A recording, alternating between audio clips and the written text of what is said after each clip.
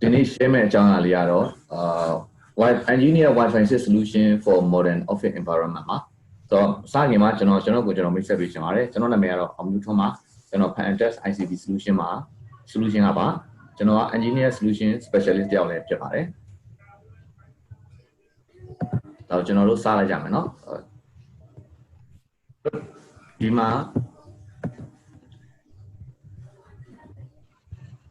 အော်ရရတော့ကျွန်တော်တို့ရေးတဲ့အတိုင်း Wi-Fi 6 solution for modern office environment ဆိုတော့ Wi-Fi 6ဆိုတော့ဒါကတော့ Wi-Fi မှန်တော့တိနေကြပါလိမ့်ဒါပေမဲ့ office ဆိုတော့ modern office ဆိုတော့ဘာလဲဆိုပြီးတော့မေးစရာတော့ရှိမှာပေါ့နော်တကယ်တော့ modern office ဆိုတာကျွန်တော်သင်စားပြီးပြောလိုက်တဲ့သဘောပါပဲဘာလို့ကျွန်တော်တွားလုပ်တဲ့ project ရဲ့ဒီ office ကဒီကျွန်တော်တို့မြင်နေကြရုံတွေ office တွေလိုမျိုးပုံစံမျိုးမဟုတ်တဲ့တော့ပေါ့နော်ဘယ်လိုဆိုတော့သူတို့က design လေးတွေတော့ system လေးတွေလောက်ထားတယ်ပြီးရင်အခန်းတွေလိုမျိုးတွေမရှိဘူးသူတို့ရုံတွေမှာကျွန်တော်တို့တာမန်မြင်နေကြရုံနေလုံးဝကိုကွဲပြားခြားတယ်သူပုံမှန်ရုံတွေမှာဆိုတော့သူ့အခန်းနဲ့သူနေကြတယ်အဲ့လိုရှိဒီမှာကျတော့မဟုတ်ဘူးအကုန်လုံးသူက open space လို့သူတို့ကပြောတယ်ပေါ့နော်ဒီလို open space ဘာတားစီမှမရှိဘူးတတင်းနဲ့တတင်းကြားမှာလည်းဘာတားစီမှမရှိဘူးထိုင်ပြီးဟိုဘက်ဒီဘက်အဲ့လိုသွားလာလှုပ်ရှားအကုန်လုံးလုပ်လို့ရတယ်ဆိုတော့တကြောင်အဲ့ကြောင့်ကျွန်တော်ကလည်း modern office လိုမျိုး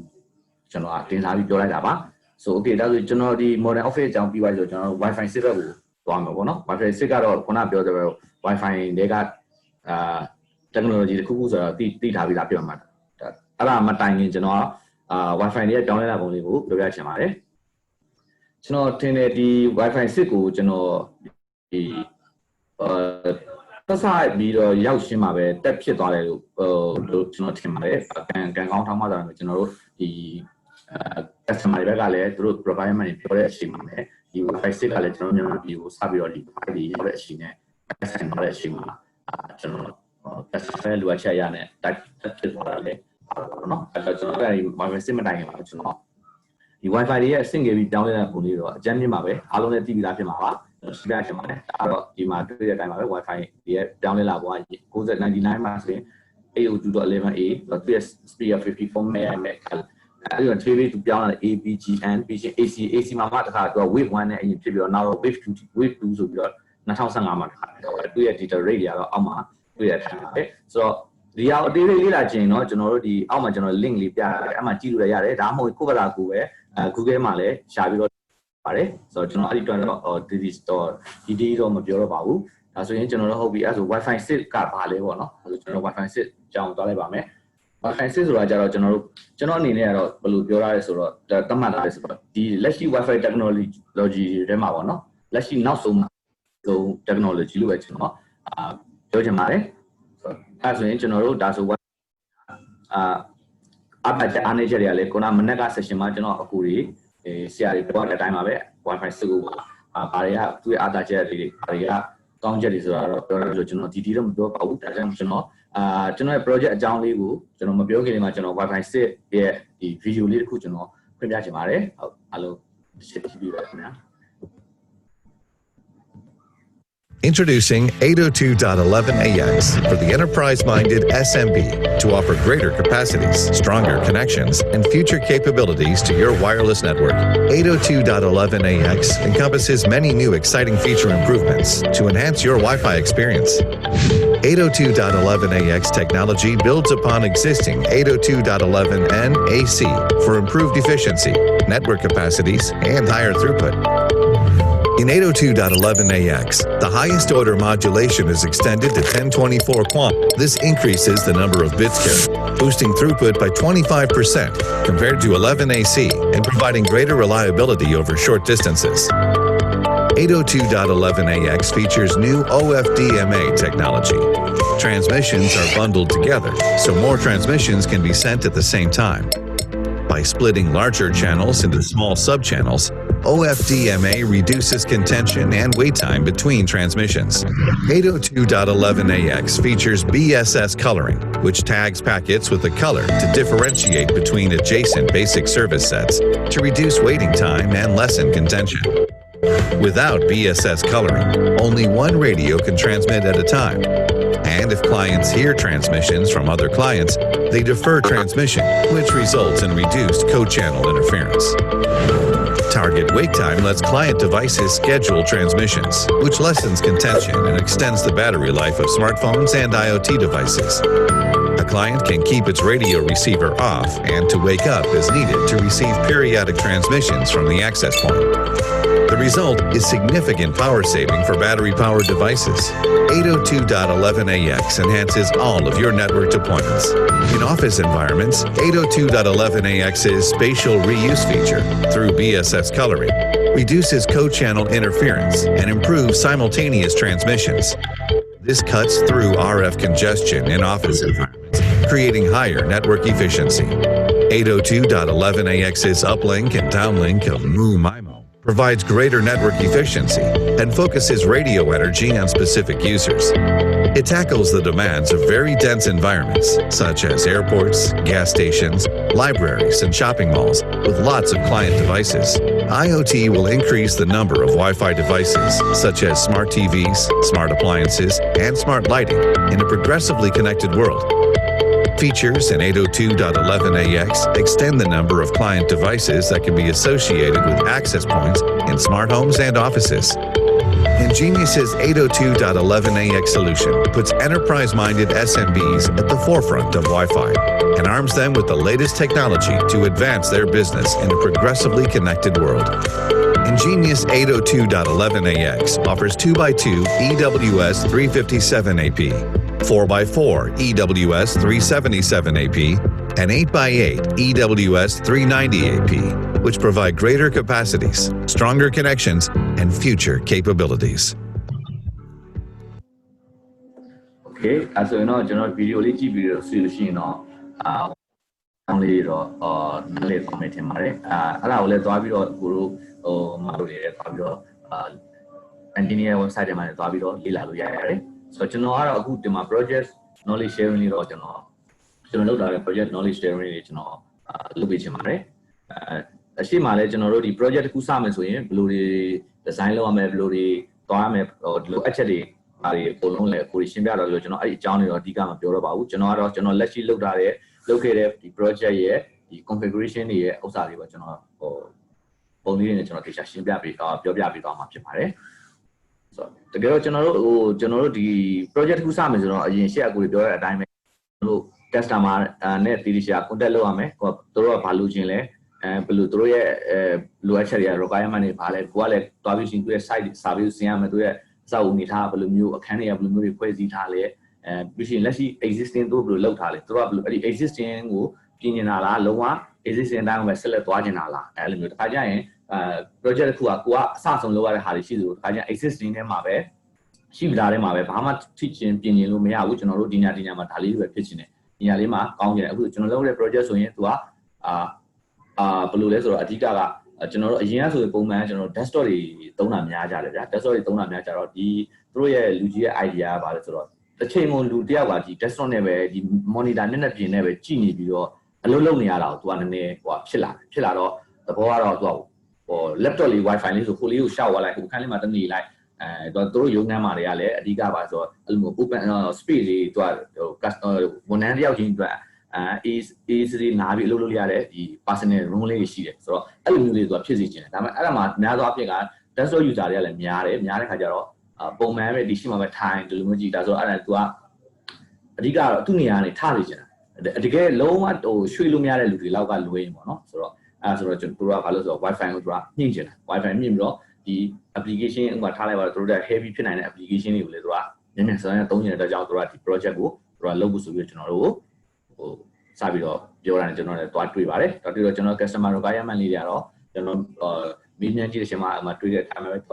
အနည်းဆုံးသူက SSID လေးကိုသူ3ခုလောက်နဲ့ထားခြင်းတယ်ပြီးရှင်သူက local မှာလည်းသူကတကယ်ဟို SCP လို့ software လေးတွေနောက်ပြီး NAS လေး NAS လေးတွေသုံးနေဆိုတော့သူက app link ကိုလည်းသူကနည်းနည်းကောင်းလေးတန်းကြီးဖြစ်ခြင်းတယ်ဒီ customer လည်းကျွန်တော်နဲ့အရင်ကတစ်ခေါက်ကသူ့ရဲ့ existing မှာပဲကျွန်တော်ဒီ wifi ကိုwifi တီးတယ်မယ်သူ budget ရှိတဲ့အချိန်လေးမှာကျွန်တော်က upgrade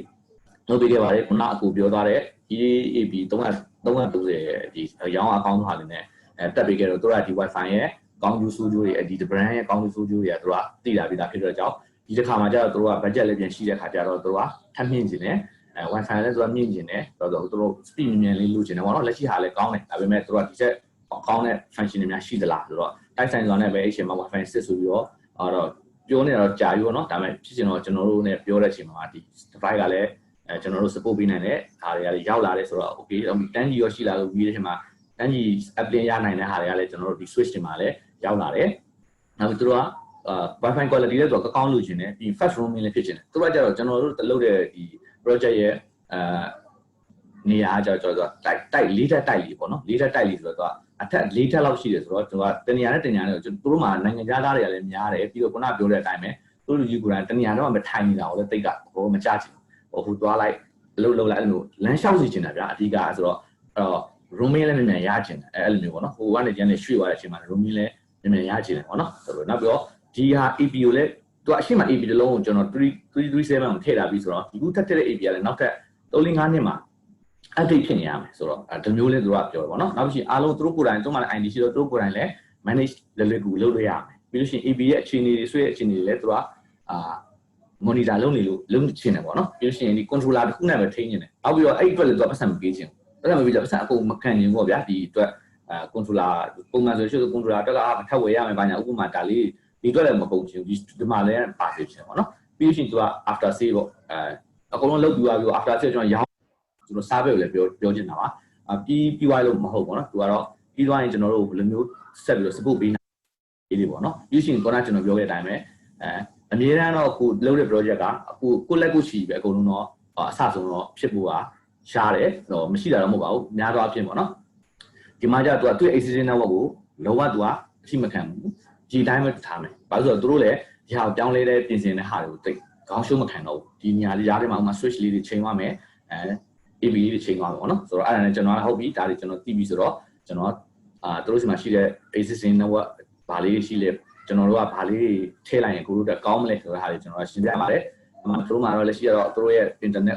micro router တွေနဲ့ကျွန်တော်ကျန်တဲ့အရင်တော့ပေါ့နော် other vendor AB ဆိုဟိုအရင်ကသူတုံးတဲ့ vendor AB ရှိတယ်အဲ့ဒါတွေမှာကျွန်တော်2D ဟိုနေတော့ထည့်ပြပါပြီထည့်ပြီးကျွန်တော်တို့ပြန်လဲတဲ့ switch တွေအရင် switch ဟောင်းလေးရှိတယ်အဲ့ဒါလေး link အတွက်ထောက်ပြီးကိုတို့အတွက်ကျတော့ဒီ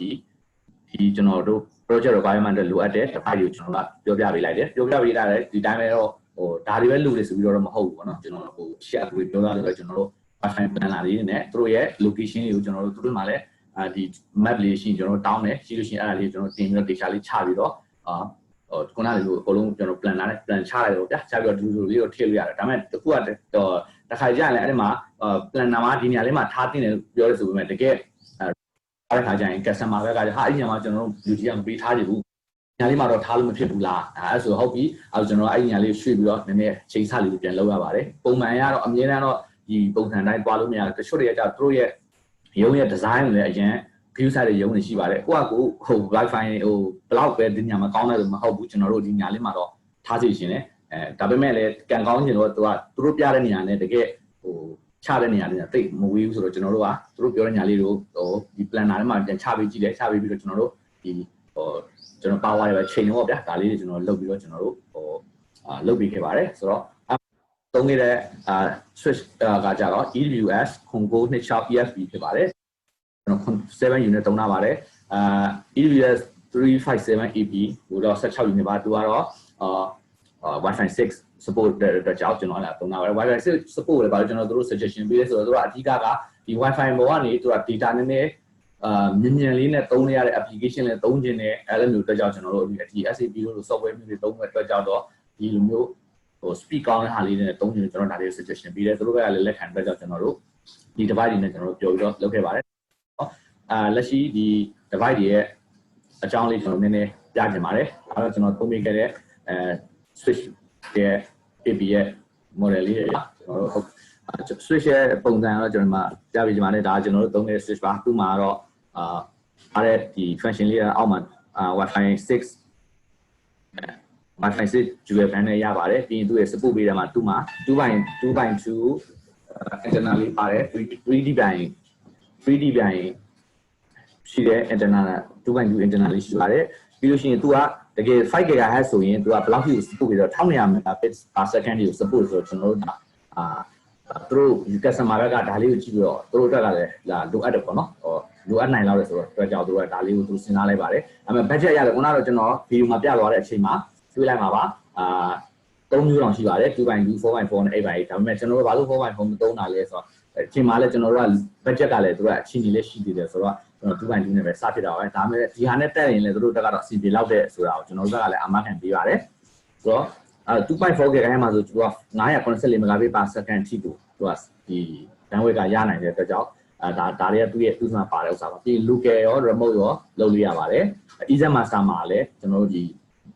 configure တွေပါလုပ်ရတဲ့အတွက်ကြောင့်နောက်ပြီးလို့ရှိရင် PoE တဲ့သူက support ပေးတဲ့အတွက်ကြောင့် PoE မှာဆို328 page ထိပေါက်တာထိကို support ပေးတဲ့အတွက်ကြောင့်အဲ့ဒါ 1K နဲ့အပြည့်ရဒီဟာလေးကိုကျွန်တော်တို့ဒီ device လေးကိုကျွန်တော်ရွေးချယ်တဲ့အကြောင်းတို့ရှင်းပြပေးပါတယ်ပြီးကျွန်တော် switch ပါဒီ switch ကတို့ 10G app နဲ့ရချင်တဲ့အတွက်ကြောင့်အဲ့ဒီအချိန်မှာကျွန်တော်ထင်တယ်ဒီ device တစ်ခုကပဲ 10G ရသေးတယ်ထင်တယ်เนาะအဲ့အချိန်မှာပေါ့ဟိုအရင်ကမြန်မာအကူရပို့ပြီးတော့ဒီမှာအဲ့တော့ကျွန်တော်ဒီ switch လေးကိုကျွန်တော်သုံးပေးလိုက်ပါတယ်သူက24 port ပါပါတယ်ဟိုပြီးတဲ့အတိုင်းပဲ PoE port တိုင်းကိုလည်း PoE support ပေးပါတယ်ဘာလို့ဆိုတော့တို့ကဒီ switch ရဲ့အတွက်ကိုလည်းဟိုကျွန်တော် PoE ကနေပဲတွားပြီးတော့ရှင်းလင်းလင်းနဲ့ပါညာဆိုတော့ကျွန်တော်တို့ဒီ switch ကိုသုံးပါဒီ SFP+ နှစ်ပေါက်ပါပါတယ်ဘောပါတော့ကျွန်တော်တို့ app link တွေကိုကျွန်တော်တို့ပို့ပြီးတော့ကောင်းမအောင် 10G app link ရအောင်ကျွန်တော်တို့လုပ်လို့ရတဲ့အတွက်ကြောင့်ဒီဟာလေးကျွန်တော်တို့သုံးခြင်းဖြစ်ပါတယ်အဲ့ဒါတို့ရှင်းပြပြီးတော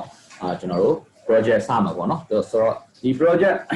စလုပ်မယ်ဆိုရင်ကျွန်တော်ကတော့အဲ့ဒီကျွန်တော်တကယ်လုပ်တဲ့ project ကိုကျွန်တော်မပြောခင်ပုံမှန်ကျွန်တော်တို့စပြီးတော့ခုနအရှိအကူတွေပြောတဲ့အတိုင်းပဲကိုယ့်ဘာသာကိုလုပ်တဲ့ project လေးတွေရှိတယ်ဗျာအစဆုံးဥမာဒီညမှာ router ထည့်ရဆိုဘယ်လိုလုပ်တယ်အဲ့ဒီဟာလေးကိုကျွန်တော်အရင်ပြောပြချင်ပါတယ်ပြီးသွားမှတကယ် main ရဲ့ကျွန်တော်လုပ်တဲ့ project ကိုကျွန်တော်ရှင်းပြပါမယ်ဘာလို့ဆိုတော့အဲ့ညမှာနည်းနည်းကွဲလွဲမှုလေးတွေကျွန်တော်အခက်ခဲလေးတွေတွေ့ရတဲ့ဟာလေးဖြည့်ရှင်းတဲ့ဟာကိုကျွန်တော်ပြောပြချင်တဲ့အတွက်ကြောင့်အရှိကကျွန်တော်တို့ပုံမှန်လုပ်နေကြပုံစံလေးကိုကျွန်တော်ရှင်းပြပေးမှာဖြစ်ပါတယ်ဆိုတော့ကျွန်တော်အဲ့ဒီပြောပြလိုက်ပါမယ်ဒီမှာကကျွန်တော်တို့ဒါပုံမှန်လုပ်နေကြပါ router ရှိမယ်ကျွန်တော် switch ရှိမယ် sorry ကျွန်တော်မှာမရပါဘူးဒါပေမဲ့ပုံလုံးက technical ဘိုင်းအခုဆိုသိရမှာပါ switch ရှိမယ် AP ရှိမယ်အောက်မှာဒီမှာပုံပြရတယ်တင်တာပုံလည်းကျွန်တော်တော့အားလိုက်တော့ပုံလုံးသိကြမှာပါဆိုတော့ပုံမှန်ရဆိုကျွန်တော်တို့ကဒီ router ကနေကျွန်တော်တို့network လောက်လာပြီဆိုရင်ကျွန်တော်တို့ကတို့ပုံမှန်တော်တော်များများတော့ဗျာ network နှစ်ခုလောက်တော့ထားကျင်ကြတယ်ထားကျင်ကျွန်တော် VLAN နှစ်ခုပေါ့ဗျာပြောရင်ပုံမှန်ရဆိုရင်ကျွန်တော်တို့ router မှာပဲခွဲကြတယ်ကျွန်တော်တို့ဆိုလည်း router မှာပဲပထမတစ်ခုက VLAN ပေါ့နောက်တစ်ခုကျတော့ကျွန်တော်တို့ VLAN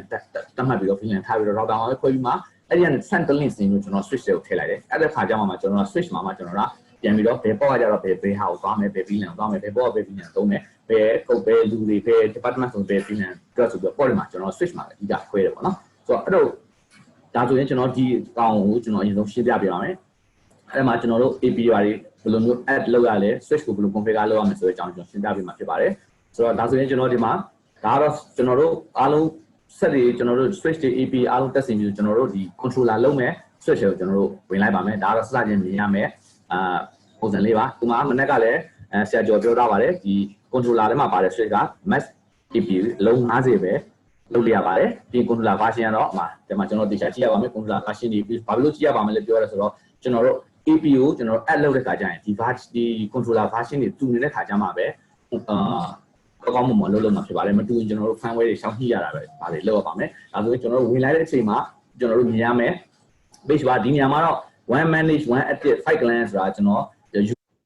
ပုံထဲမှာကျွန်တော်တို့ဒီ manage လုပ်ပြီးသားပုံဖြစ်နေတာပါ AB ကတော့တစ်လုံးပဲရှိတဲ့အတွက်ကြောင့် AB တစ်လုံး manage လုပ်ပြီးသားပဲအဲ့ AB မှာမှတော့9ရောက်ချိန်ထားတဲ့အနေထားမို့လို့ကြာလေးကိုလည်းဒီညာဘက်တောက်လေးကနေလည်းကြည့်လို့ရပါတယ် Okay နောက်ဆိုကျွန်တော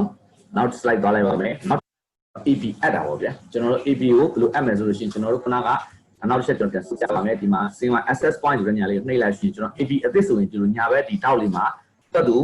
ကျွန်တော်တို့စက်တင်ချတာနဲ့သူက AB မှာ controller မှာအဲ့ AB လေးကလာပေါ်ပါတယ်လာပေါ်ဆိုင်အဲ့ဒီပေါ်တဲ့ဟိုမှာ10လုံးရှိ10လုံးပေါ်မှာပေါ့နော်9လုံးရှိ9လုံးပေါ်မှာကျွန်တော်တို့မှာဒါပေမဲ့တစ်လုံးချင်းစီထည့်မယ်ပါတယ်တစ်လုံးချင်းစီမယ်ဆိုရင်ပေါ်လာတဲ့မှာထောက်ပြီးတော့ကျွန်တော် add လုပ်မယ်လုပ်ပြီးဒီညမှာကျွန်တော်တို့ DHCP နဲ့ဒီ AB ကိုIP ချပိုင်းမလားဒါမှမဟုတ်ကိုယ့်ဘာကို static ပေးမလားဒါမှမဟုတ်ဒီ AP မှာရှိပြီးသား setting ပဲထားမလား AP မှာရှိတဲ့ setting ဆိုတော့အသစ်လာတဲ့အတိုင်း default ကြီးတော့ဖြစ်နေမှာပေါ့နော်ဒါတော့ဒါကိုကြိုက်တာရွေးချယ်ပါကျွန်တော်တို့ကတော့ဒီ AP ရဲ့ IP ရပါတယ်ကျွန်တော်တို့က manage လုပ်ပြီးချင်တဲ့အတွက်ကြောင့်ကျွန်တော်တို့ကတော့ static ထားပါတယ်အဲလိုကျွန်တော်တို့ဒါ AP ကို add ပြီးသွားလို့ရှိရင်ကျွန်တော်ကဘယ်လိုပေါ်လဲဆိုတော့ဒီညမှာ access point ဆိုတဲ့ညမှာ online ဆိုပြီးတော့ထည့်တဲ့ခါမှာပေါ်လာမယ်ဒီခုနက AP detect ဆိုတဲ့ညမှာလည်းမရှိတော့ဘူးပေါ့နော်နောက်3တက်ထဲတော့ထပ်ပေါ်လာမှာပေါ့နော် ဒါဆို AB app ပြီးရတဲ့ခါကျရင်ကျွန်တော်တို့ကဘာလုပ်မလဲဆိုတော့ကြောင့် AB အတွက်ဒီ AB ကိုလက်ရှိချိန်မှာ AB app သွားရဲဆိုပေမဲ့သူက stand alone အနေနဲ့ပဲရှိနေသေးတာပါသူ့ထဲမှာရှိတဲ့default ပါတဲ့ Wi-Fi နာမည်တွေပဲပုံနေမှာအောင်ထားလိုက်ပါတော့ engineer ဆို engineer ဆိုတဲ့နာမည်လေးပဲဖြစ်နေမှာပေါ့နော်ဆိုတော့အဲ့ဒါကိုကျွန်တော်တို့ကblue အနေနဲ့တခုဒီ AB ကိုပုံလို့အားလုံး AB ကတခုတစ်လုံးဆိုတော့ကိစ္စမရှိဘူးဒါကျွန်တော်ဒီတစ်လုံးနဲ့ပဲဝင်ပြီးတော့ပေးလိုက်လို့ရတယ်တကယ်လို့အလုံး10လုံး15လုံးအလုံး20လောက်ဖြစ်လာရင်ကျွန်တော်အလုံးရှုပ်လာမှာအဲ့ဒီတော့ကြောင့်ကျွန်တော်တို့အားလုံးကိုတနေရာတွေကနေပဲကျွန်တော် control လုပ်ချင်တဲ့ကြောင့်ကျွန်တော် AB2 လေးကိုဆောက်ပြရပါတယ် AB2 ဆောက်မယ်ဆိုရင်ဒီမှာတွေ့တဲ့အတိုင်း AB2 တွေဝင်လိုက်ပါတယ်ဒီမှာတော့ကျွန်တော်ဆောက်ပါပြီလားရှိနေတဲ့အတွက်ကြောင့်ပါဒီမှာ S ဆိုတဲ့ cloud လေးကျွန်တော်နှိပ်မယ်ဆိုရင်ဒီမှာပေါ်လာပါမယ်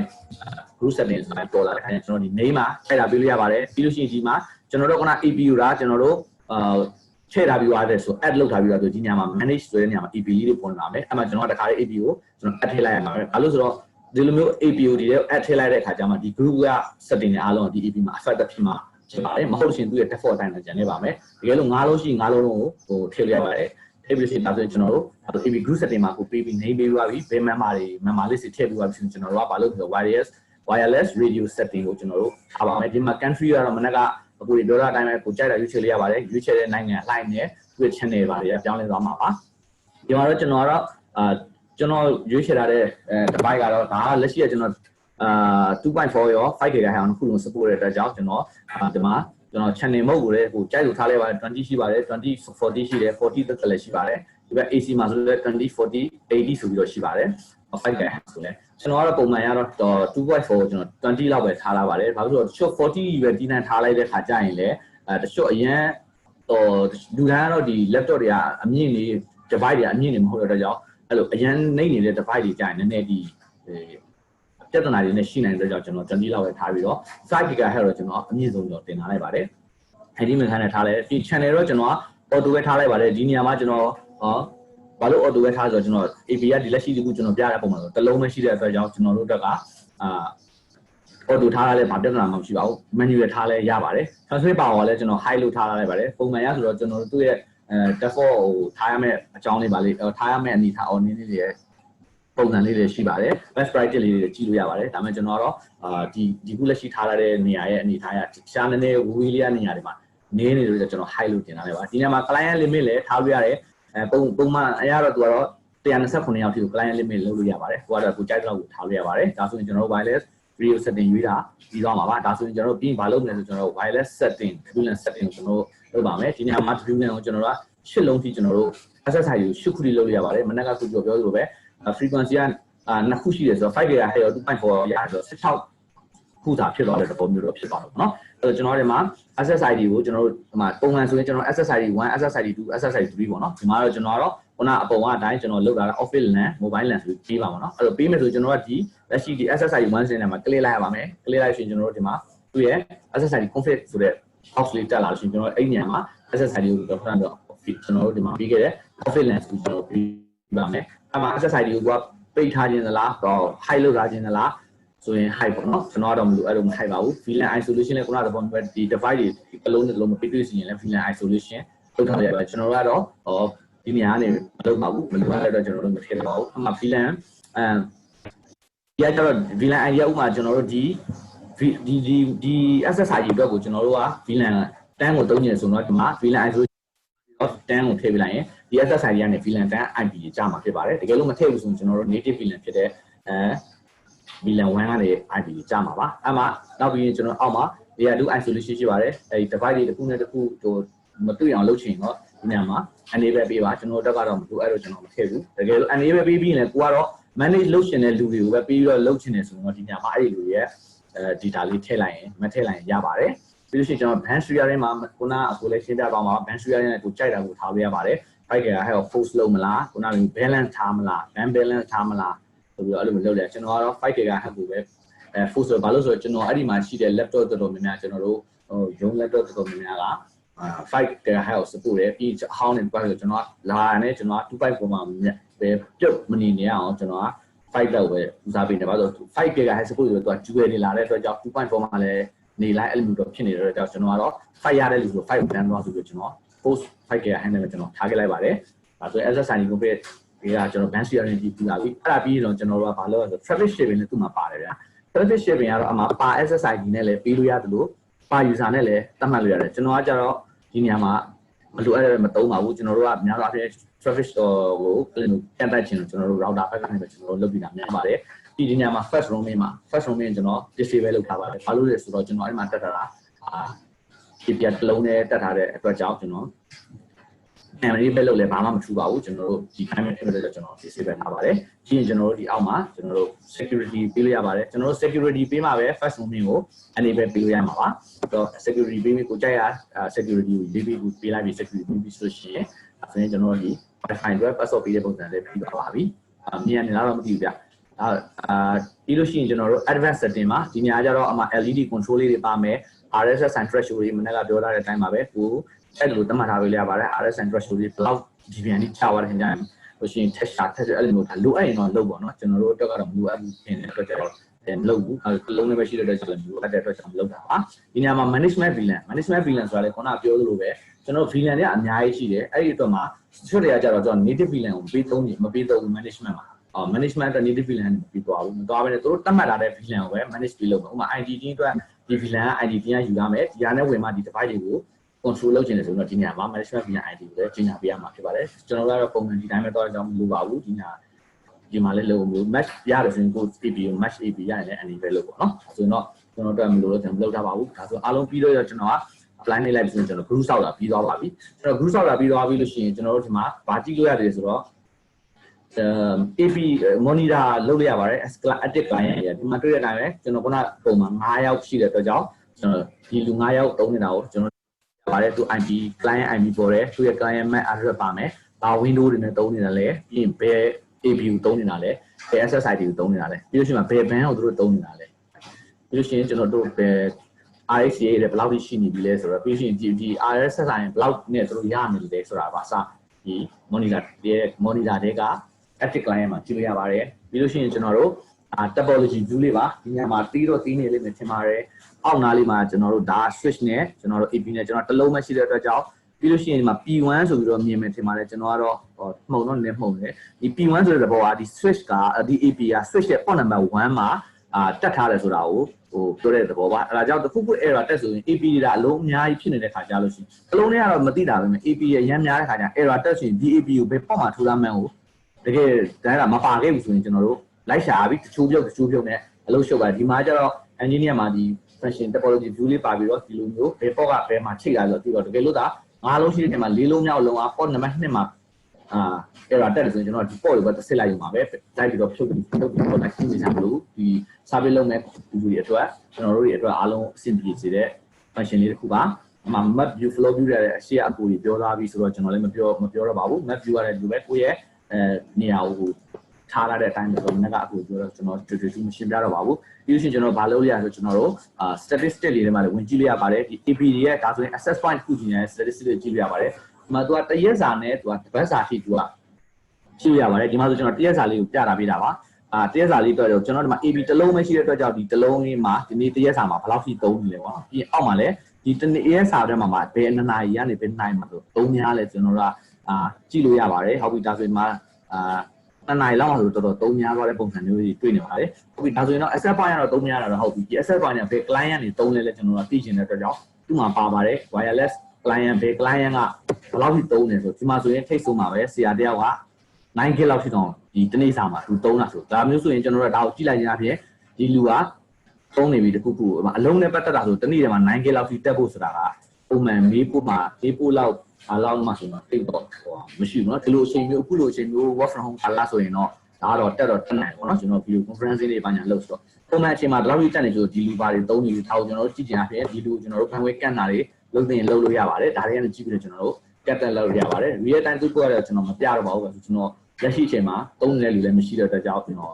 မပြတော့ပါဘူးအဲဆိုပြီးလို့ရှိရင် तू ကဒီ controller မှာ तू ကဘာလုပ်ရလဲဆိုတော့ကျွန်တော် troubleshoot လေးလိုက်လို့ရဗျာဒီမှာ AP ရဲ့အခြေအနေတွေကျွန်တော်တို့ AP နဲ့ဒီ switch နဲ့ကြားအခြေအနေတွေ troubleshoot လုပ်ရတယ်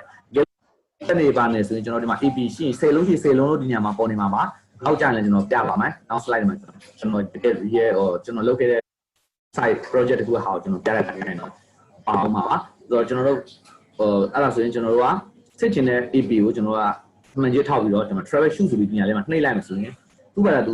ူဒီကြားထဲမှာရှိတဲ့ connection ကိုစစ်ပေးပါမယ် error ရှိရင်တော့မှ cable ပြတ်ဆို cable နေရာလေးမှာ cross လေးပြနေပါမယ် cable ပြတ်တယ်တော့မဟုတ်ဘူးနော် cable ကိုစစ်တင်နေဆိုတဲ့ဒီ cable လေးမှာ cross ပြန်ဒီနေရာမှာတော့ကျွန်တော်ကတော့ error မရှိတဲ့အလုံးပြရတဲ့အတွက်ကြောင့်တော့ဒီမျိုးပဲဒါ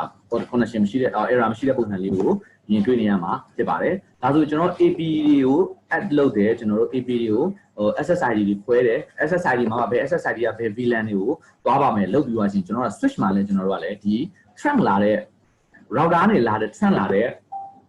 ့ပေါ့ကိုကျွန်တော်က switch မှာလည်းကျွန်တော်ကြီးညာပေးရပါတယ်အဲဒါကျွန်တော် switch back ကိုကျွန်တော်သွားလိုက်ပါမယ် switch back ကောင်းဆိုကျွန်တော်ဒီနားမှာရှိတဲ့ switch လေးကိုနှိပ်လိုက်တာနဲ့ကျွန်တော်တို့ switch ရဲ့အခြေကိုရောက်သွားပါမယ်အဲဒါဆိုကျွန်တော်ဒီမှာ switch ထဲမှာကျွန်တော် VLAN ကျွန်တော်ခုနပြောဆို VLAN ကျွန်တော်ကနှစ်ခုစောက်ခဲ့တယ် VLAN 1နဲ့ VLAN 10ရှိတဲ့အတွက်ကြောင့်ကျွန်တော်တို့ VLAN တွေကအဲ့ကိုတူတော့1 2ဆိုတဲ့နေရာမှာဝင်ကျွန်တော် create လုပ်ပေးရပါမယ်ဒီမှာ add နှိပ်လိုက်ရှင်တော့ကျွန်တော် VLAN 1ကတော့ရှိနေမှာပါပြီးတော့ကျွန်တော် VLAN 10ကိုထပ်လုပ်ပေးရမှာအတွက်ကြောင့် add နှိပ်ပြီးကျွန်တော် VLAN 10ကိုတော့ထည့်လိုက်ဒီ name ကတော့ကိုကြိုက်တာပေးလို့ရပါတယ်ခုနကကျွန်တော် gas LAN လို့ပေးခြင်းလဲ gas LAN လို့ပေးလို့ရပါတယ်ဒီပေါ်ကနာဟောင်းလည်းနာမည်ပြင်လို့ရပါတယ် default ဆိုတဲ့ညမှာကျွန်တော် mobile main ဆိုတဲ့ main ပြင်လို့ရပါတယ်ဟုတ်ပြီဒါဆိုကျွန်တော်တို့ဘယ် port ကနေကျွန်တော်ကလာဆိုကျွန်တော် micro router ကနေဆင်းလာတဲ့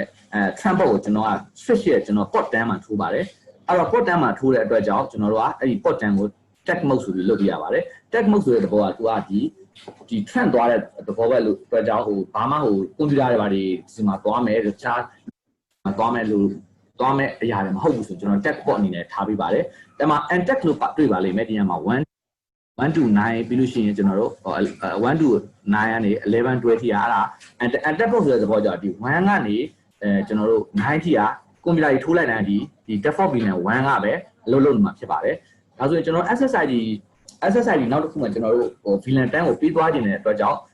AP ကိုလည်းထိုးထားတာကကျွန်တော်တို့က number 1 port မှာ AP ကိုထိုးထားတယ်ပြီးလို့ရှိရင်ကျွန်တော်တို့က default VLAN တော့ auto သူ့အတူမချင်ညာပြီး tag port မလုပ်ပြီးလဲဒီ VLAN ကနေလိုက်တယ်ဒါပေမဲ့ဒီထပ်ဆောက်လိုက်တဲ့ VLAN တွေကိုကြတော့ကျွန်တော်တို့ VLAN 10ကိုကြတော့ဒီ tag port ကနေ AP ကိုသွားစီခြင်းအဲ့တော့ port number 1လေးကို port number 1ကိုကျွန်တော်တို့က tag port အနေနဲ့ထားပေးရပါတယ်ဒီနေရာမှာကျွန်တော်တို့အနောက်မှာuntag ပဲမှာဘာမှမရှိတာရောကျွန်တော် VLAN 10ကိုကျွန်တော်တို့က Wi-Fi တီးတတ်မယ် AP လေးစီကိုပဲ AP တစ်လုံးစီကိုပဲကျွန်တော်တို့ကပြီးသွားမယ်ဒီအထဲမှာရှိတဲ့ဒီကျွန်တော်တို့ဒီ desktop တွေဟိုကွန်ပျူတာတွေ printer တွေတော့ကျွန်တော်တို့ကမပြီးသုံးတဲ့အတွက်ကြောင့်ကျွန်တော်တို့ဒီညမှာ untag မှာမထားရပါဘူးတကယ်လို့ကိုက user ရဲ့လိုအပ်ချက်အရာကျွန်တော်တို့ဒီ switch ရဲ့ဘယ်ပေါ့ကျွန်တော်တို့VLAN 10သုံးချိန်မှာဆိုကျွန်တော်ဒီညမှာ untag လုပ်ပြလိုက်ရင်အပေါ်မှာသူ့ဘာသာပျောက်သွားပါတယ် VLAN 1အပေါ်ဒီညမှာတကယ်လို့ဒီညမှာ number 9 port ကို untag လုပ်လိုက်မယ်ဆိုရင်အပေါ်မှာသူ့9ဟာပျောက်ပြီးတော့ဒီ port number switch ရဲ့ port number 9ထိုးလိုက်တာနဲ့ကျွန်တော်တို့ VLAN 10ရဲ့ IP ကိုအဆက်ရမှာဖြစ်ပါတယ်နောက်ပြီးကျွန်တော် PVID လေးပြောချင်တာပါခုနကကျွန်တော်ပြောတဲ့မှာပါပါရဲ့အဲ့ဒီမှာ user ကဗျာrequest လုပ်ပါတယ်ကျွန်တော်ရဲ့တရားကိုတစ်ဖွဲ့ပေါ့ကျွန်တော်ရဲ့ဒီ department တစ်ခုကျွန်တော်ကဒီကျွန်တော်ဒီ VLAN 10မဲ့ page နဲ့ဘာညာပြောလာခဲ့တယ်ဆိုရင်ကျွန်တော်တို့ကဒီနေရာမှာဟုတ်ပြီအဲဆိုကျွန်တော်တို့အဲ့ဒီလူဘယ်နှစ်ယောက်ရှိလဲရှိတဲ့လူတွေစီကိုတွားခြင်းနဲ့ပေါ့ကိုကျွန်တော်တို့ permit ပေါ့ကိုထောက်ပြီးတော့ကျွန်တော်တို့ဒီနေရာမှာ PVID Port VLAN ကိုခေါ်ပါတယ်ဒီနေရာမှာ port number 8ကိုကျွန်တော်တို့က VLAN 10ဖြစ်ချင်တယ်ဆိုရင်ဒီနေရာမှာ port number 8နေရာမှာထောက်ပြီးတော့ port နေရာမှာ10လို့ပြောင်းလို့ရှိရင် accept အောက် apply လုပ်လိုက်ရင်အဲ့ဒီ port number 8က VLAN 10 IP ဖြစ်သွားပြီး channel port တွေကတော့ပုံမှန် native VLAN ပဲဖြစ်သွားပါမယ်နောက်ပြီးကျွန်တော်ဒီမှာပြောပြချင်တယ်ဆိုတော့ဒီ switch မှာကျွန်တော် diagnostic ဆိုပြီးတစ်ခုရှိပါတယ် cable တွေရဲ့အခြေအနေကိုသူကစစ်ဆေးလို့ရပါတယ်အဲဆိုကျွန်တော်တို့က diagnostic နှိပ်လိုက်ရင်ဒီမှာ port တွေမှာကိုကျွေးလို့ရပါတယ်ကျွန်တော်ဒီ switch မှာပါတဲ့ port တိုင်းကိုကျွန်တော်ကျွေးရတယ်ကျွန်တော်တို့ဒါ AP တက်ထားတဲ့ port လေးကိုကျွန်တော်ရွေးရပေးတာပါ AP တက်ထားတဲ့ port ကိုကျွန်တော် USB AP တက်တဲ့ port နဲ့ကျွန်တော် test နှိပ်လိုက်တဲ့အခါကျလို့ရှိရင်ကျွန်တော်တို့ဒီမှာ cable okay တဲ့ပုံစံလေးတွေပုံမယ်ပြီးလို့ရှိရင်ကျွန်တော်တို့ဘယ်နှမီတာရှိတယ် cable ရဲ့ဘယ်နှမီတာရှိတယ်ဘာညာအစကိုလို့ပေါ့တကယ်လို့အဲ့တော့တက်ဆိုကျွန်တော်ကဒီ chill ကိုစစ်ဖို့အခြေအနေလေးတွေကျွန်တော်တို့လေးတင်တာဘယ်နေရာမှာပြတ်တာလဲခေါင်းလေးတွေလဲမှာဒါတွေကိုကြည့်ပြီးတော့ကျွန်တော်ဆုံးဖြတ်လို့ပြပါတယ်အားတော့ကျွန်တော်ပုံမှန်လုပ်တဲ့ project လေးပေါ့ကျွန်တော်ကိုယ်တိုင်လုပ်တဲ့ဒီအပေါ်ကနေအစဆုံးလုပ်တဲ့ project လေးပါတကယ်ကျွန်တော်တွားပြီးတော့ခုနပြောတဲ့ office မှာလုပ်ခဲ့တဲ့ design ကိုကျွန်တော်အခုပြောပြမှာဖြစ်ပါတယ်ဒါပေမဲ့ဒီအထဲမှာလုပ်တဲ့ AP adder တွေပါတယ်အားလုံးကတူတဲ့အတွက်ကြောင့်ကျွန်တော်ဒီကောင်ကိုအရင်ပြောလိုက်တယ်ဒီအခုကျွန်တော်တကယ်ပြောမဲ့ main project မှာတော့ကျွန်တော်အဲ့ဒီ AP adder တွေပါတယ်မပြောတော့ပါဘူးတကယ်အဓိကပြောင်းလဲသွားတဲ့နေရာလေးတွေပဲကျွန်တော်ပြောပြပါမယ်ဆိုတော့ကျွန်တော်တို့ဆက်သွားလိုက်ပါမယ်ဒါကကျွန်တော်တို့လက်ရှိကျွန်တော်တို့ update ပေးရတဲ့ရုံးရဲ့ existing network ရဲ့ diagram လေးပါသူတို့မှာအစတွေကဒါလေးတွေရှိပြီးသားလုပ်ပြီးသားသူတို့ကကြတော့ဘယ်လိုလာလဲဆိုတော့ကျွန်တော်တို့ပုံမှန်လုပ်နေကြတဲ့အတိုင်းမဟုတ်ဘူးကျွန်တော်ဒီ router ကနေသူကဒီ switch တွေကိုသူကဟိုနေ JCB ကျွန်တော်တို့ဒီ network တစ်ခုချင်းစီတကြိုးချင်းစီဆင်းလာတာဗျာဥပမာကျွန်တော်တို့ခုနဆိုရင်တကြိုးလေးမှာပဲ VLAN 1ရော VLAN 100ရော VLAN 200ရောပါဘာကြအဲ့လိုမဟုတ်ဘူးဗျ သူ့ network တစ်ခုကတကြိုးချင်းစီဟို VLAN တစ်ခုချင်းပါလာမယ်ပါလာပြီးတော့မှဒီသဘောကဘယ်လိုဖြစ်သွားလဲဆိုတော့ကျွန်တော် router မှာ VLAN မခွဲဘဲနဲ့ switch မှာသွားခွဲတဲ့ပုံစံမျိုးဖြစ်သွားတယ်ဖြစ်သွားတဲ့အခါကျတော့ကျွန်တော်တို့အဲ့မှာအခက်ခဲတကယ်ကျွန်တော်နောက်မှာပြောပြပါမယ်အခက်ခဲလေးတစ်ခုသွားတွေ့တယ်ဒီကျွန်တော်တို့ AP SSID ထုတ်တဲ့အချိန်မှာပေါ့နော်ဆိုတော့သူအဲ့လိုမျိုးဆင်းလာပြီးတော့အကုန်လုံးနောက်အောက်ကျမှကျွန်တော်တိုင်းကြီးတွေနဲ့ကျွန်တော်တို့ပြန်လုပ်လာပြီးတော့တိုင်းကြီး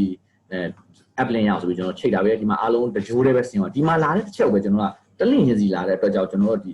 ီတဘောက VLAN ခွဲတာဒီ main switch မှာခွဲရတဲ့ပုံစံမျိုးဖြစ်သွားအဲ့တော့ကျွန်တော်တို့ကဘာလို့ကျွန်တော်တို့အပ်တယ်AP တွေပါတယ်ကျွန်တော်တို့အပ်တယ်ဘာညာကျွန်တော်တို့အကုန်လုံးလုပ်တယ်ဒါတော့ခုနဒီswitch ရဲ့ဝင်မြင်ရတဲ့ summary ပဲပေါ့နော်တူပါပဲဆိုရင်ကျွန်တော် AP တွေအကုန်လုံးကျွန်တော် app လိုက်တယ်ဒီကျွန်တော်လောလောဆယ်မှာကျွန်တော်ဒီမှာဒီ device name တွေပါတယ်အကုန်လုံးပြင်ရတဲ့ဒီမှာဝင်ပြင်လို့ရတယ်ဗျာဆိုတော့ AP ကျွန်တော်အပ်လိုက်တယ်အပ်ပြီးတဲ့ခါကျတော့ရှိရင်ကျွန်တော်တို့ဟိုဒီ group ဆောက်တယ်ဒီအရင်တိုင်းပဲအကုန်လုံးကျွန်တော် group ဆောက်တယ်ပြီးလို့ရှိရင်ကျွန်တော်တို့အားလုံးပြီးပြီပေါ့နော်အရင်တိုင်းလုတ်ပြီးတော့ကျွန်တော်တို့ okay လို့ကျွန်တော်တို့ရပြီချိန်လို့ရဘာမှပြဿနာတက်လဲဆိုတော့ကျွန်တော်တို့ဒီ VLAN 1ကရဲ့ SSID က Wi-Fi မှာ VLAN 1လုံးဝမကြောက်ဖြစ်ဒါပေမဲ့ကျွန်တော်တို့ဒီ switch မှာ switch နဲ့ direct ထိုးပြီးတော့သုံးတယ်ကွန်ပျူတာတို့ printer တို့မှာကြတော့ကြာအဲ့တော့ပြဿနာအဲ့မှာပြဿနာရေလို့မဟုတ်ဘူးကျွန်တော်တွေ့ကြုံရအောင်ကျွန်တော်တို့ဒီအခက်ခဲပေါ့အဲ့ဒါနဲ့ဟာဘယ်လိုဖြစ်တာလဲကျွန်တော်ပုံမှန်လုပ်နေကြပဲကျွန်တော်တို့အရှင်းမှာလုပ်သူပဲ VLAN ကိုဟိုဒီတိုင်းပဲထားတယ်ဟိုရှေ့အပုံကအတိုင်းနေပဲကျွန်တော်တို့ထားခဲ့တယ် VLAN 1ဆို auto လိုက်တယ်ပေါ့ဗျာ auto tag လုပ်တဲ့ကြောင့်မလိုဘူးမယ်ဘာဖြစ်လဲဆိုတော့ကျွန်တော်တို့နောက်တော့မှကျွန်တော်အဖြစ်ပြန်ရှာတွေ့တာဘာတွေ့လဲဆိုတော့ဒီကောင်ကကြတော့သူက VLAN ကို router မှာမခွဲတဲ့အတွက်ကြောင့်တကြောင်းကြီးဆင်းလာတဲ့အတွက်ကြောင့် VLAN 1ဘယ်ဟာလဲဆိုတာကိုကျွန်တော်တို့ဒီ controller မသိဘူးဗျာရှင်းပြောဒီ switch ကမသိဘယ်ဟာ VLAN 1ဘယ်ဟာ native VLAN ဘယ်ဟာတခြား VLAN လဲဆိုတော့သူကမသိဘူးပုံမှန်အရင်ကျွန်တော်တို့ခွဲနေကြတော့ဘောကကြောင်းနဲ့ပဲဆင်းလာတယ်ဟော VLAN native VLAN ဘာလဲဆိုတော့သူအောက်မှာ set interface နဲ့ခွဲထားတော့ကြောင့် native VLAN ပါဆိုတော့ဒီမှာတိတော့အရှိရတယ်အမှားဒီမှာကျတော့ဘလို့မှမသိတဲ့ခါကျတော့ကျွန်တော်တို့အမှားခက်ခဲတွေ့ channel ဒီ gas network နဲ့ mobile network မှာ AC ပဲအလုပ်လုပ်တယ်ကျွန်တော်တို့ချိန်လိုက်တာနဲ့ IP တန်းကြတဲ့ဘာညာဖြစ်တယ်ကျွန်တော်ဒီ main network ကျရင်ကျွန်တော်ဘလို့မှ IP မကြောက်အရင်တိုင်းပဲလုပ်တယ်ပေါ့နော်ဆိုတော့ဘလို့မှမလဲအောင်ဆိုတော့ကျွန်တော်တို့ဘယ်မှာဖြေပေးနေရမှာကျွန်တော်နောက်မှကျွန်တော်ဒီ engineer မြန်မာအကိုကြီး processor နဲ့အကိုနဲ့ကျွန်တော်တိုင်ပင်ပြီးတော့ကျွန်တော် data ရှာနေကျွန်တော်အဖြေတော့တွေ့သွားပါတယ်ဒါကကျွန်တော် lesson learn အနေနဲ့ knowledge share ပေးတာပါရှေ့ကအပ်တဲ့ကိစ္စတွေပါတယ်အားလုံးအတူတူပါပဲဒီမှာကျွန်တော်တို့ AB group ထောင်မယ်ပြီးရင်ဘယ်ကျွန်တော်ဒီမှာ AB group ထောင်ပြီးကျွန်တော်ဒီမှာအဲ့ဒီ AB group တွေမှာ AB ပါမယ်ထည့်မှာဒါတွေအကုန်လုံးအတူတူပဲနိုင်ငံရွေးရတဲ့အတူတူပဲဒီမှာတစ်ခုကိုကျွန်တော်ထပ်ပြီးပြောချင်တာကကျွန်တော်ဒီမှာ transmit power ကိုကျွန်တော်ပုံမှန်ဆိုကျွန်တော် median လောက်ထားတတ်တဲ့ကျင့်ရှိတယ်ဗျာmedian လောက်ထားပြီးတော့ပထမတစ်ခေါက်တော့ကျွန်တော်337တက်တော့ဆိုကျွန်တော်ဒီမှာ median လောက်နဲ့ပဲထားပြီးတော့အဆင်ပြေတယ်ဗျအဆင်ပြေတယ်ဆိုတာ okay အားလုံးဟိုကျွန်တော်တို့ဘာမှမဖြစ်ဘူး overlap တွေပါတယ်လည်းမရှိဘူးအဲဒီမှာနောက်ပြီးတော့အပေါ်ကျွန်တော်4တက်ဆိုတော့ဗျအပေါ်တန်းနဲ့အောက်ထပ်နဲ့လည်းပေါက်တာမရှိဘူးဆိုတော့ကျွန်တော် wifi စစ်ကြမှာ तू ကအရန် power အရန်ကောင်းသွားပြီးတော့ကျွန်တော်တို့ median လောက်ထားလို့ရှိရင်အပေါ်တန်းနဲ့အောက်ထပ်နဲ့ကအဲ့ဒီဟာရောက်နေတယ်ဒါဒီတိုင်းကြည့်လိုက်တော့မတူဘူးဗျကျွန်တော်နာမည်ကတစ်ခုတည်းနာမည်ဆိုတော့ကျွန်တော်ဒါပေမဲ့ဘာမှဆိုဒီကျွန်တော် setting တွေထဲမှာဝင်ကြည့်လိုက်ရင်တချို့ set တွေအောက်မှာကျွန်တော်အောက်ထပ်မှာထိုင်နေတဲ့ set ကအပေါ်ထပ်ရဲ့ AP သတ်မိနေတယ်အဲ့အော်နောက်မှာကျွန်တော်အဲ့ဒါကျွန်တော်ကကြည့်ပြီးတော့ဒီနေရာမှာကျွန်တော်က transfer power တွေလည်းကျွန်တော်ပြန်ချရပါတယ်ကျွန်တော် lowest လောက်ထိကိုချလိုက်ရတဲ့အချိန်မှာချလိုက်တဲ့အခါကျမှပဲဒီအပေါ်ထက်အောက်ထက်ကိုဒီ select အကြီးအထူကြီးတော့ပေါက်သွားတဲ့ဟာနည်းနည်းပြေးလေသွားနည်းနည်းလေးမပြေးလေသွားတယ်ပေါ့နော်ပုံမှန်ရဆိုတော့ဒီလိုမျိုး select ထူယူလဲကျွန်တော်တို့ပေါက်ဖို့ဆိုတာတော်တော်ခဲရင်းနေဗျဒီ AH မှာပါတဲ့ဒီ power ကအရင်ပဲကောင်းတယ်လို့ကျွန်တော်power တွေလည်းကျွန်တော် short ရပါတယ်ပြီးလို့ရှိရင်ကျွန်တော်တို့အဲ့ဒီလက်ရှိကျွန်တော် project လုပ်တဲ့ရုံးရဲ့နားမှာလည်းကျွန်တော် wifi တွေကျွန်တော်ဒီခုနအကူတွေပြောလို့ပဲကျွန်တော်တို့ wifi scanner တွေပါကျွန်တော်ကြည့်လိုက်တဲ့အချိန်မှာအများကြီးထပ်နေတာတွေသူများဟာတွေကိုယ်စီမှာလာထပ်နေတယ်အဲ့ဆိုတော့ကျွန်တော်ပုံမှန်ရဆိုကျွန်တော်တို့က group ထောင်လို့ရှိရင်ကျွန်တော်တို့ကတစ်ခုပဲ group တစ်ခုထားပြီးရင်ကျွန်တော်တို့ကပြီးလို့ရှိရင်ကျွန်တော်တို့ဘာ channel ဘယ်လောက်ထားမယ်ဘာညာ auto ထားလိုက်လို့ရတယ်ဒီနေရာမှာဒီဘက်မှာ auto ထားလိုက်တယ်ဒီမှာကျတော့ကျွန်တော် auto ဘာလို့မထားဆိုတော့ auto ထားပြီးတော့မှကျွန်တော်တလုံးချင်းစီ AB တလုံးချင်းစီကိုလည်းကျွန်တော်တို့ကသွားပြီးတော့ဝင်ပြီးတော့ကျွန်တော်တို့ channel ဘယ်လောက်ထားပါမယ်ဆိုပြီးတော့ကြောင်းလို့ရတယ်အဲ့ဒါလည်းနောက်အခုရှင်းပြမယ်အထင်မှာပါမယ်ထင်ပါတယ်ဆိုတော့ကျွန်တော်ကကြတော့အဲ့လိုမျိုးတလုံးကြီးစီ15လုံးလောက်ရှိတဲ့ကျွန်တော်စိတ်ရှုံးမခံတော့ဘူးကျွန်တော် channel 2.4 overlap မဖြစ်အောင်ကျွန်တော်သုံးလို့ရတဲ့1611 channel တွေကိုကျွန်တော် manual ပဲကျွန်တော်ပုံချဆွဲလိုက်တယ်ဆွဲပြီးတစ်ထပ်မှာကျွန်တော်၄လုံးရှိဆိုတော့ဘယ်လုံးမှာ1ဘယ်လုံးမှာ6ဘယ်လုံးမှာ11အဲ့လိုမျှပြီးတော့၄တက်လုံးကျွန်တော်လှည့်ပြီးတော့ကျွန်တော်လှုပ်လိုက်ခုကတော့ 3ခုလိုမျိုးကျွန်တော်ဒီမှာစောက်လာပြီးတော့ဖြစ်သွားပါတယ်ဆိုတော့အဲ့ဒါကျွန်တော်မှာ channel တွေကိုအဲ့လိုမျိုးထားတယ်ဆိုတဲ့အကြောင်းရှင်းပြတာပါပြီးရင် client limit ကလည်းအခုပေးလို့ရပါတယ်ကျွန်တော်တို့ကတော့50လောက်ရှိတော့ limit ထားပါတယ်ဆိုတော့1 to 70 limit ထားလို့ရပါတယ်ပုံမှန်ပြီးလို့ရှိရင်ကျွန်တော်တို့ဒီမှာတတိထားမိမယ်ထင်ပါတယ် office land ကျွန်တော်စောက်တယ်လေဘာပါလဲဆိုတော့ကျွန်တော် VLAN 1ဆိုပြီးကျွန်တော်ကြီးညာပေးရတယ်အဲ့ဒီအချိန်တော့မကြီးညာပဲနဲ့ကျွန်တော်ဘယ်လိုလုပ်ထားလဲဆိုတော့ဒီနေရာမှာကျွန်တော်တို့ VLAN default VLAN ကျွန်တော်ကြီးညာပေးကြမလို့ထားလာလို့ disable လုပ်ထားလို့ရပါတယ်အဲ့ဒီနေရာမှာဒီနေရာမှာ VLAN 1လို့ကျွန်တော်မကြီးညာပေးရင်ကျွန်တော်ရဲ့ office LAN IP လုံးဝမကျပါဘူးကျန်တဲ့တစ်ခုကအဆင်ပြေနဲ့သွားနိုင်မယ်ပုံမှန်ရကျွန်တော်ကပုံမှန်လုပ်တဲ့ site တွေအတိုင်းပဲကျွန်တော်ကမထည့်တာဘူးလိုအပ်ဘူးဆိုကျွန်တော်မထည့်ဘူးပြီးလို့ရှိရင်ဒီနေရာမှာတိထားမိမယ်ကျွန်တော် management VLAN နဲ့ကျွန်တော်ပထမ project မှာဆိုကျွန်တော်ပုံမှန်လုပ်တဲ့ project ဆိုကျွန်တော် disable ပတ်ထားတယ်ကျွန်တော်ကဆိုတော့ default VLAN လာမှာပဲဆိုတော့ကျွန်တော်တို့လုပ်တယ်လို့ဒါမထည့်တာခဲ့လို့ကျွန်တော်ရဲ့ဒီ office LAN ကဒီ access IP လုံးဝမကျဘဲနဲ့ကျွန်တော်အခက်အခဲတွေဖြစ်နေပါတယ်အဲ့လိုမျိုး project မျိုးတရားရောက်များကြုံနေလို့ရှိရင်ကျွန်တော်ဒီမျိုးနဲ့ကျွန်တော်ကတော့ဖြည့်ရှင်းခဲ့လို့ဆိုတဲ့အကြောင်းကျွန်တော် lesson လေးပေးတာပါကျွန်တော်ဒီနေရာမှာ VLAN 1ဆိုတာလည်းကြီးညာပေးလိုက်ရပါတယ်ဒီလို VLAN 1ကြီးညာပေးပြီးတော့ဘာထပ်ကြီးညာပေးရဆိုတော့ကျွန်တော် VLAN management VLAN ID လည်းပေးရတဲ့သဘောဖြစ်တယ်ဘာလို့ဆိုတော့အရင်က router ကနေပဲချတဲ့အတွက်ကြောင့် VLAN 1ကို management VLAN ထားလို့ကျွန်တော် disable ထားလိုက်တဲ့သဘောက VLAN 1က management VLAN ပဲဆိုတော့သိနေကြအခုက switch မှာခွဲလိုက်တော့ဘယ်ဟာ management VLAN လဲဆိုတာကိုမသိတဲ့အတွက်ကြောင့်ကျွန်တော်တို့က management VLAN ကို1မှာဒါပေမဲ့1လည်းထားလို့ရဆိုဒီမှာ100ထိုင်းလည်းရပါတော့ဥပမာကျွန်တော်တို့1ကနေပဲ management လုပ်နေတဲ့ကြောင့်ကျွန်တော်ဒီနေရာမှာ management VLAN 1ထည့်ပြရမှာဒီနေရာမှာ management VLAN ကို1ထားပြရမယ်ဒီနေရာမှာကျွန်တော်တို့ office LAN မှာလည်းကျွန်တော်တို့ management VLAN မှာ VLAN isolation မှာ1ထားပြလိုက်တဲ့အခါကျမှပဲကျွန်တော်တို့ဒီဖြစ်ခဲ့တဲ့အခက်အခဲလေးပြည်လည်သွားပါတယ်ဆိုတော့ဒါကတော့ကျွန်တော်ရဲ့project လုပ်တဲ့တကယ် project လုပ်ထားတဲ့ဟာလေးကိုကျွန်တော်မျှဝေပေးတာပါအဲ့ဒီမှာကျွန်တော်တို့ခုနကျွန်တော် topology view မှာတစ်လုံးနဲ့ပဲမြင်ရတာဟုတ်တွေ့ရမယ်အခုကကျွန်တော်ဒီတကယ် run လာတဲ့အလုံးအများကြီးပြပါမယ်ဒီနေ့တော့တီးနေမယ်လို့ထင်ပါတယ်အဲ့ဒီမှာကျွန်တော်တို့ AP 15လို့ရှိပါတယ်ပြီးရင်ကျွန်တော် switch လေးတွေရှိပါတယ် switch ကတော့ဒါကတော့ main switch ပါ main switch ကကျွန်တော်စင်ဒါတွေကတွက်သူကွန်ပျူတာလေးဒီမှာသုံးကြပါတော့ဆင်းလာပြီးမှဒါ controller switch ပါရနေဆိုရင်ဒီမှာဆိုရှင်းပါတယ် port number ဘယ်လောက်ဆိုဘယ်လုံးချိန်လိုက် port number ဘယ်လောက်အဲ့မှာတခုကတော့တက်လို့ညီသွားတယ်ပေါ့နော်ဒါလည်းပါဒီမှာ basic ဖြစ်ဆိုဝါမယ်သူပြတဲ့အတိုင်းမှာ offline အမဲဖြစ်သွားတာတေချာပြီး port number 6ကပါလို့ကျွန်တော်ဒီ controller switch ရှိတဲ့ port number 6တစ်စက်တော့အရင် troubleshoot လုပ်ရတယ်လွယ်တယ်ကျွန်တော်တို့တော့ကပြီးရင်ဒီ switch တစ်ခုနဲ့တစ်ခုသူ့ရဲ့ switch တစ်ခုနဲ့တစ်ခုချိန်တာလဲဘယ်ကျွန်တော်တို့လိုက်ရတာလွယ်တယ်မဟုတ်ဘူးကျွန်တော်ကကျွန်တော်တို့ကတော့တေချာ handover တွေတေချာဒါဒီဘောကဒီလိုထိုးတယ်ပြီးပေမဲ့တစ်ခါကြားလို့ရှိရင် customer ဆိုတာသိတဲ့အတိုင်းပဲရှာမရှာကျင်တာတွေလည်းရှိတယ်ပြန်မေးလာတဲ့ခါရှိရင်တော့ဒါဆိုကျွန်တော်တို့ဟို service မှာတွေတွေ့တယ်တော့ဒါလေးကိုကြည့်လိုက်ပြီးဒီကိုပဲပေါ့စစ်လိုက်လေဆိုပြီးကျွန်တော်တို့ပြောလို့ရပါတယ်ပြီးလို့ရှိရင်ကျွန်တော်ဒီမှာခုနကကျွန်တော်ပြောလို့ AP ပါလုတ်ပြီးသွားတဲ့ခါကျရင်ကျွန်တော်ဒီမှာဘာလုပ်ရလဲဆိုတော့ကျွန်တော်တို့ခုနလိုပဲ LAN VLAN ၃ခုလုံးကျွန်တော်တို့စောက်ပြရပါမယ်ဒီမှာ VLAN office LAN mobile LAN guest LAN ရှိပဲဒီနေရာမှာလည်းသတိထားမိပါပါခုနကတော့ဆို transport တစ်ခုပဲကျွန်တော်တို့ဒီအပေါ်မှာချိန်နိုင်ပေးရပါတယ် tag port မှာချိန်ရပါဒီမှာကျတော့ဒီ design ရတော့ကျွန်တော်တို့အကုန်လုံး1 to 15လုံးကကျွန်တော်က AB 15လို့ရှိတော့ port number 1ဒီကိုကျွန်တော်က AB ထိုးထားတဲ့အတွက်ကြောင့်ကျွန်တော်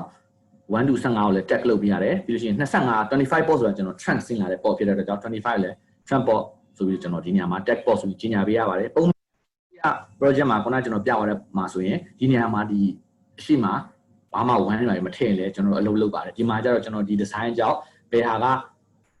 native VLAN မှန်ပါမှန်းတော့မသိဘူးအတွက်အကြောင်းကိုကျွန်တော်ဒီညမှာဒီလိုမျိုးလေးထည့်ပေးလိုက်တဲ့ခါကျမှဒီ project ကအဆင်ပြေပြေနဲ့ပြီးသွားတာဖြစ်ပါတယ်ပြီးလို့ရှိရင်ကျွန်တော်တို့ဒီကောင်မှာဘာပါသေးလဲဆိုတော့ကျွန်တော်တို့ alert လေးတွေကျွန်တော်တို့ပို့ခံနေရတယ်အဲ့တော့ email alert လေးပေါ့ကျွန်တော်ဆိုရင်ဒီမှာတွေ့ရတဲ့ကျွန်တော် email alert လေးကျွန်တော်ထည့်ထားပါတယ်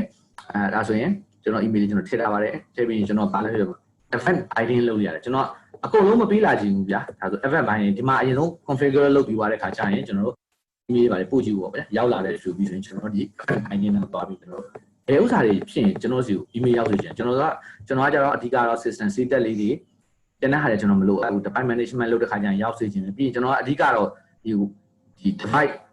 ဒီ setup အချင်းတွေကိုကျွန်တော်ရောက်ချင်တယ်အဲ့ဒါကျွန်တော်ဒါလေးတွေလုပ်ပြီးရတဲ့ခါကျရင်ထားလိုက်ဘာဖြစ်လဲဆိုတော့ကျွန်တော်ဒီ API ကတခု function မလုပ်အလုံးမလုပ်တော့ပါဆိုတော့ချက်ချင်းကျွန်တော်စီ email ဝင်လာတယ်ဒီဟာကြီးကဘောင်းသွားပြီဒါပဲအဲဆိုကိုတက်စစ်လို့ရပြီပေါ့ဗျာအရင်လို့ဆိုရင်ကျွန်တော်ပုံမှန်တမကြည့်နေနိုင်ဘူးပုံမှန်ကကျွန်တော်တခြားလုပ်တယ်ရှိတဲ့လူတွေ့ကြတော့ဒီဟာကြီးကိုလည်းတောက်လျှောက်ကြည့်မနေနိုင်ဘူးဆိုတော့ဒီလို alert လေးတွေပါတော့ကျွန်တော်တို့က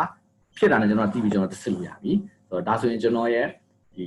project experience လေးကျွန်တော် share ပြီးသွားပါပြီကျွန်တော် ဒီချက်ရှိတာလည်းမေးလို့ရပါတယ်ဟိုဒီ data ရှင်နေဆိုရင်လည်းဒီ chat box မှာမေးလို့ရတယ်နောက်ပြီးတော့ဒီ device တွေနဲ့ပတ်သက်တာ engineer တွေနဲ့ပတ်သက်တာဆိုရင် engineer မြန်မာအကူတွေလည်းမေးလို့ရတယ် process တန်ကအကူတွေစီမှာလည်းကျွန်တော်တို့မေးလို့ရပါတယ်ဟုတ်ကျေးဇူးတင်ပါတယ်